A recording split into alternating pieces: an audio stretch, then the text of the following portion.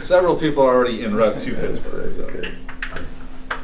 Roy, do you have to say much to your freshmen about entering ACC play, or do you try to let the seniors take care of that? I say a few things, but I mostly let the older guys. I've said for a couple of weeks that, hey guys, we're trying to use this time period to get ready for ACC play because it is a higher level, the intensity, the noise, everything. And so they get some from me, but I think they get just as much from their teammates too. What has it been like to coach Cam? I mean, since he obviously had experience when he came over, has he been kind of somebody who's more or less been on cruise control? You haven't had to do a lot with him. Yeah, he's been really easy to coach. The difficult thing is just the injuries and his body hurting all the time. And he played even last year after he came back from the surgery. His body didn't feel good, so that's been the most difficult thing, is trying to say, okay, I need to push him a little bit more, or I shouldn't push him a little bit more because he's already hurting. But he's been very easy to coach. He's been a great teammate. He cares about the other guys. He's a good player. He still hasn't shot it consistently like I know he can, and I'm thinking that he's going to. But he's been really easy to coach, and he's been a great representative for us. His master's degrees, he's going to be the poster child for the program because he's done such a great job for that. So that part's been really easy. I'm going to interrupt because follow-up question. Andrew Jones had one about Cameron. You answered the first part of it. Is he a good example of what's right about the grad transfer rule? Yeah, I think it is, because he really does care about the academic side, and he's going to graduate with a degree, and it's a degree that's going to be meaningful. The people have loved having him, and so yeah, that's a good way to put it. But he's a great student, really done a nice job and everything. He seems pretty, from our perspective, pretty level-headed. What do you think his emotions will be like tomorrow going back there? I don't know. I haven't even said anything about it. I really haven't. I plan to do it after he gets his belly full at meal tonight before we get on the plane. He's got more tickets than anybody else because he's got family and friends up there. But he's also a very bright youngster, as we said, and my guess is he'll channel it all into hopefully motivating him a little bit more.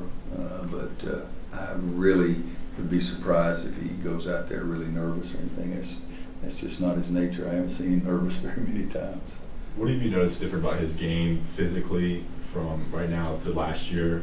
Things he can do better and be more effective? He moves more freely, but it's pretty easy to see. He's not as in much pain. And last year, he was grimacing all the time, and it wasn't fake. I really felt like that's the way he was. So more freedom of movement, I think, has really helped him a great deal. Just healthier as a general whole, I think, is the biggest part of it. But I know he's enjoying the stuff more than he did last year. He's become more of a versatile scorer, you think? I thought he was okay last year. He could take it to the basket and do those things. He and Kenny, both of them, I'm disappointed they've got to rebound the ball more.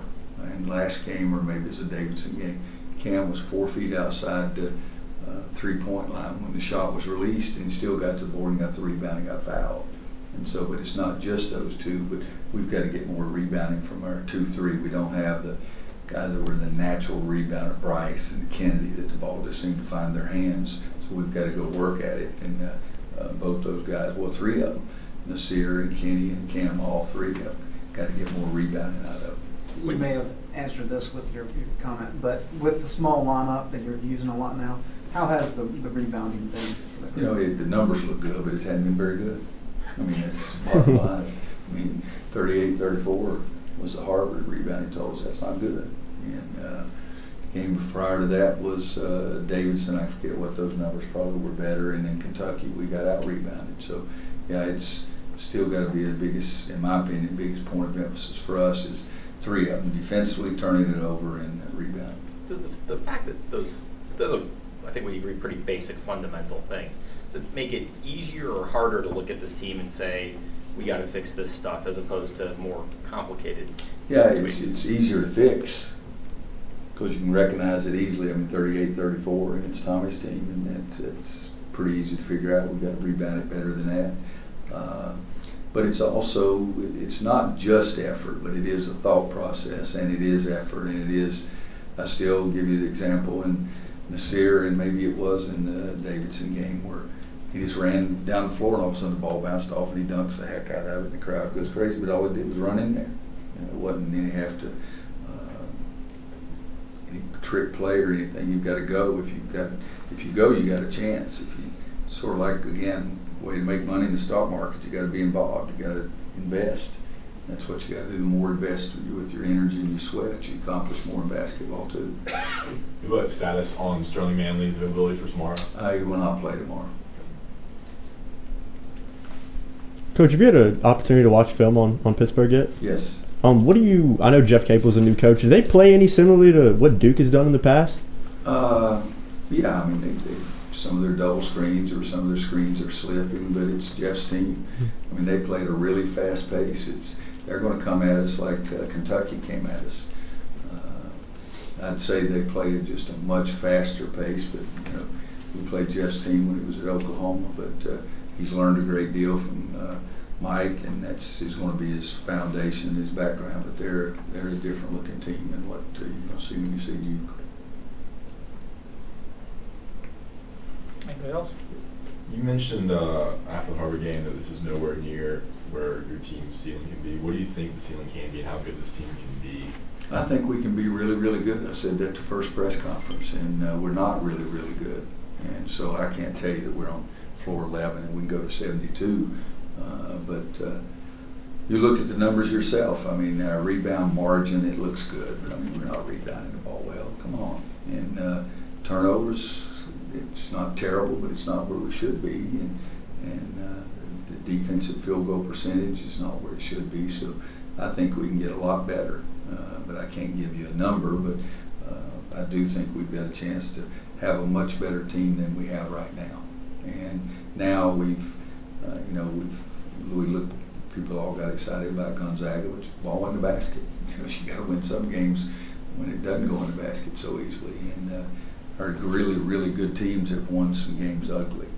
And we need to be able to win some games ugly with this team. Cam did say he thought the work ethic was better against Gonzaga in general, even with the ball, the shooting and the ball going. Yeah, you get a little more fired up against Gonzaga than you do some of the other teams, and I think all that, the attention to detail and the little extra bounce.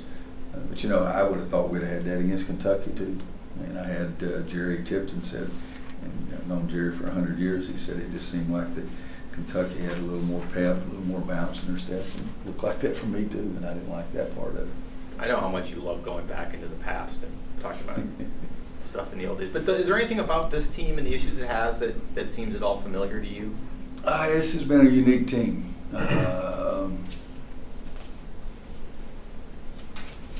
Not really. I mean, we've had teams that I've told you 100 times about 09. I kept begging and pleading, but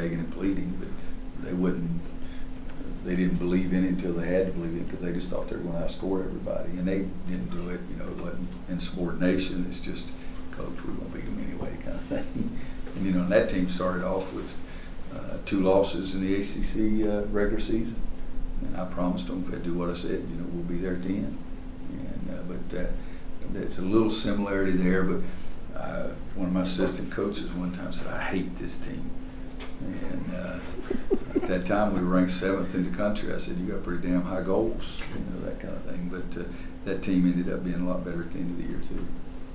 Boy, Luke's shooting a pretty high percentage from the free throw line compared to what he's done throughout his career. Has there been any mechanical changes, anything you've noticed? I told him it was silly for him not to be one of the leading free throw shooters in the league. It's one of our things we had in our conference. I don't call them exit interviews like they do in professional sports, but our player meetings in the spring, I said, you should. I mean, there's no reason. And now I'm getting ready to say the same thing. There's no reason you should be shooting a percentage from the floor and 3-point line. You're too good a shooter to do that, so take better shots. But free throws are easy because should I be taking this shot? Is coach going to get mad if I take this shot? I mean, if the referee calls a foul and he handles his ball, so there's no doubt about whether it's a good shot. So shoot your sucker and make it. But I think the shot selection's been more of a problem with some of the field goal percentage numbers and the 3-point numbers. But free throws. I did talk to him in the spring, he understood. You said throughout the season you still expect this to be a good shooting team. Mhm.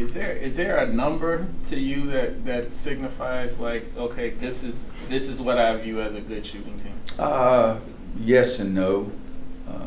When a guy cocks it, puts his elbow underneath and starts to shoot it, and I start feeling good before he lets it go, that's what that's what I want to get to. We've had some numbers. I think I've had a team here that shot 49.9, but I don't think I've ever had a team shoot 50% here. But I had some teams at Kansas that shot 50%. So that number I always like, but during the course of a game, I don't say, okay, if that goes in, we're going to be at 49.99. But I just think that Rafe LaFrentz, when he used to start to shoot a turnaround jump shot, I started smiling because it was going to go in. Sam Perkins, when he turned his right shoulder to shoot that big lefty jump hook, was really the first player that I ever worked with that had the jump hook, and we worked on it a great deal. But Tyler Zeller, if he turned, I thought I started feeling pretty good. Tyler Hansbrough, so that's where I want to get to, is when they cock it and start to shoot it, I think it's going in. That's a good feeling to have if you have that happen a lot during the course of a game. All right, thanks everybody. Thanks, Thanks, guys. Coach.